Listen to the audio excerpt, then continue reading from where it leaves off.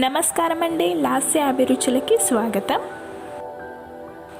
Morning బ్రేక్ఫాస్ట్లోకి రోజు ఏదో ఒక టిఫిన్ చేస్తూనే ఉంటారు. అప్పటికప్పుడు బియ్యం పిండితో దోశలు చేసుకున్న చట్నీ మాత్రం కంపల్సరీగా కావాలి అంటారు. చట్నీ లేకపోయినా దోశలు ఎలా ప్రిపేర్ చేయాలన్నది ఇప్పుడు నేను ఈ వీడియోలో చూపిస్తాను. నేను చూపెట్టిన విధానంలో చేశారంటే చట్నీతో అవసరం లేకుండా ఇంట్లో వాళ్ళు మీ పిల్లలు చాలా ఇష్టంగా తింటారు. ఒకసారి ట్రై చేయండి. చాలా తక్కువ టైంలోనే ఈ దోశని ప్రిపేర్ చేసుకోవచ్చు. ఈ దోశలు ఎలా చేయాలో ఇప్పుడు ఈ వీడియోలో చూద్దాం పదండి. ముందుగా మనం ఒక బౌల్ తీసుకొని అందులోకి 2 కప్పుల బియ్యం పిండిని తీసుకోవాలి. ఆ బియ్యం పిండి మనం ఇంట్లో వాడుకునేదైనా సరే, మీరు బయట మార్కెట్లో కొనుకొచ్చుకున్నదైనా సరే. అందులోకి 1 కప్పు రవ్వని వేసి 1/2 కప్పు గోధుమ పిండిని వేయాలి. రవ్వ మనము ఇంట్లో ఉప్మా రవ్వ వాడతాం కదా, అదే వేయండి. ఇందులోకి రుచికి సరిపడ ఉప్పు వేసి ఒకసారి మిక్స్ చేసుకొని ఆ తర్వాత కొద్దిగా వాటర్ వేసుకుంటూ బ్యాటర్ అనేది బాగా పల్చగా కలుపుకోవాలి.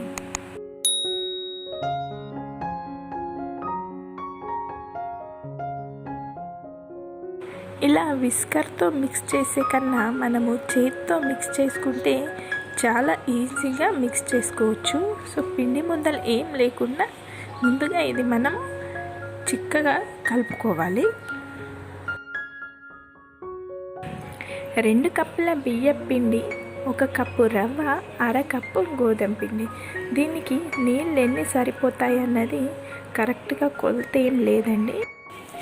ఇప్పుడైతే నేను ఈ పిండిలోకి 5 కప్పుల నీళ్ళనైతే యూస్ చేశాను. చూడండి ఇంత చిక్కగా అయితే వచ్చింది, మొత్తం పల్చగా చేసుకోలేదు. ఇప్పుడు ఈ పిండిని ఒక 10 నిమిషాలు పక్కన పెట్టుకోండి. ఇప్పుడు ఈ పిండిలోకి మనము పోపుని ప్రిపేర్ చేసుకోవాలి. ఒక 5-6 పచ్చిమిర్చి, ఒక పెద్ద ఉల్లిపాయ, ఒక 2 రెమ్మల కరివేపాకు, కొద్దిగా కొత్తిమీర అన్నీ సన్నగా తరిగి పెట్టుకోండి. ఇప్పుడు పోపు కోసం స్టవ్ మీద ఒక గిన్నెని పెట్టుకొని అందులోకి 2 టేబుల్ స్పూన్ల ఆయిల్ వేసుకోవాలి. ముందుగా మనము సన్నగా కట్ చేసి పెట్టుకున్న పచ్చిమిర్చిని వేసుకోవాలి. అవి కాస్త చిటపటలాడాక సన్నగా కట్ చేసి పెట్టుకున్న ఉల్లిపాయ ముక్కల్ని వేసుకోండి.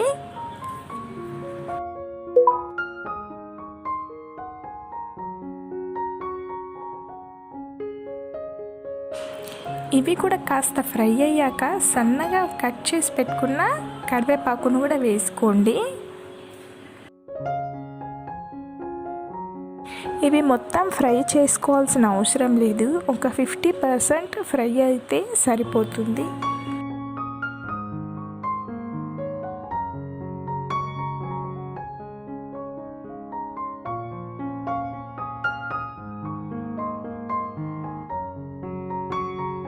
ఇప్పుడు చివర్లో 1/2 టీ స్పూన్ పసుపుని వేసుకొని దించేసుకోవాలి.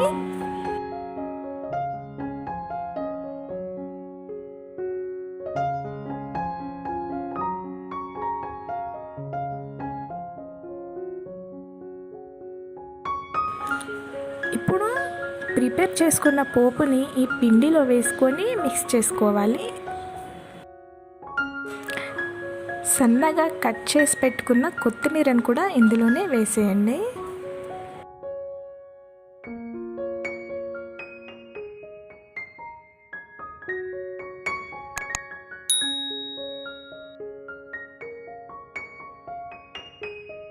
ఇప్పుడు ఇందులోకి నేను 2 కప్పుల నీళ్ళనైతే యాడ్ చేశాను.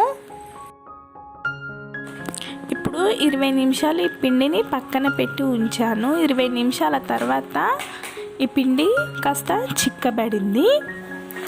ఒకవేళ మీకు మార్నింగ్ టైం ఎక్కువగా లేకపోతే మీరు ఇలాగా నైట్ కలుపుకొని ఫ్రిడ్జ్లో పెట్టుకోవచ్చు. మార్నింగ్ ఈ దోశలని ప్రిపేర్ చేసుకోవచ్చు. చిక్కబడింది కాబట్టి నేను కొద్దిగా వాటర్ని యాడ్ చేస్తున్నాను. నాకు కావాల్సినంత పిండిని తీసుకొని మిగిలింది నేను ఫ్రిడ్జ్లో పెట్టుకున్నాను. ఫ్రిడ్జ్లో పెడితే ఈ పిండి 2-3 రోజుల వరకు పాడవకుండా ఉంటుంది. ఇప్పుడు ఈ దోశని మనం గరిటెతో కన్నా ఇలా ఒక టీ గ్లాస్తో వేసుకుంటే, ఒక గ్లాస్ వేసుకుంటే సరిపోతుంది. పెనం మొత్తం స్ప్రెడ్ అవుతుంది. అదే గరిటెతో వేస్తే 2-3 గరిటెలు వేయాల్సి వస్తుంది. దోశ వేసిన ప్రతిసారి పిండిని ఇలా కలిపి తీసుకోవాలి.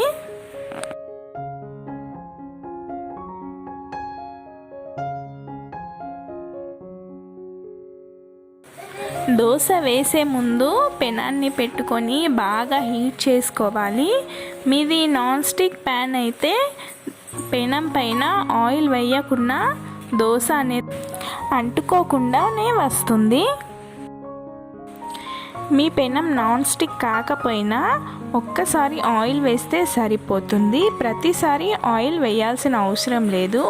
అలాగే పైనుండి కూడా ఆయిల్ వేయాల్సిన అవసరం లేదు. మనం పోపు వేసిన ఆయిలే పైన రిలీజ్ అవుతుంది. ఆ ఆయిల్ మొత్తం దోశ మొత్తాన్ని స్ప్రెడ్ చేయాలి. మీకు దోశ క్రిస్పీగా కావాలి అనుకుంటే మీరు మీడియం హీట్లో 1 సైడ్ మాత్రమే కాల్చుకోవాలి.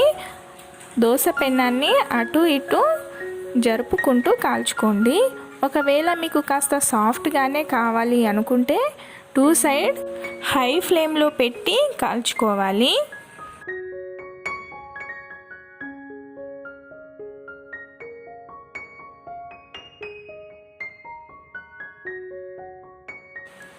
ఇప్పుడు ఈ దోశ రెడీ అయిపోయింది. ప్లేట్లకి పక్కన తీసుకొని మనము దీని మీద ఇంకో దోశని వేసుకుందాం. దోశ వేసిన ప్రతిసారి పిండిని బాగా కలిపి తీసుకోవాలి. ఇలా ఒక గ్లాస్ పిండి తీసుకుంటే పెనం మొత్తం దోశ వేసేసుకోవచ్చు.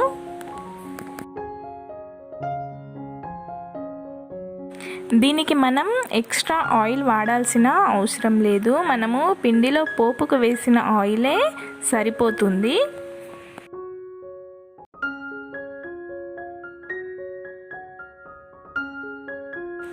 ఇప్పుడు ఈ దోశను నేను 1 సైడ్ మాత్రమే కాలుస్తున్నాను. ఇది కొంచెం క్రిస్పీగా వస్తుంది. మీడియం హీట్లో 1 సైడ్ కాలుస్తే. ఇప్పుడు ఈ 2 దోశల్ని నేను ఒకటి సాఫ్ట్గా ఒకటి క్రిస్పీగా చేసుకున్నాను. ఇది సాఫ్ట్గా వచ్చింది, ఇదేమో కాస్త క్రిస్పీగా ఉంది. టేస్ట్ మాత్రం చాలా బాగుంటుంది. నా దోశ రెసిపీ మీకు ఎలా అనిపించిందో కామెంట్ చేయండి. అలాగే నా వీడియోని ఒక లైక్ చేయండి.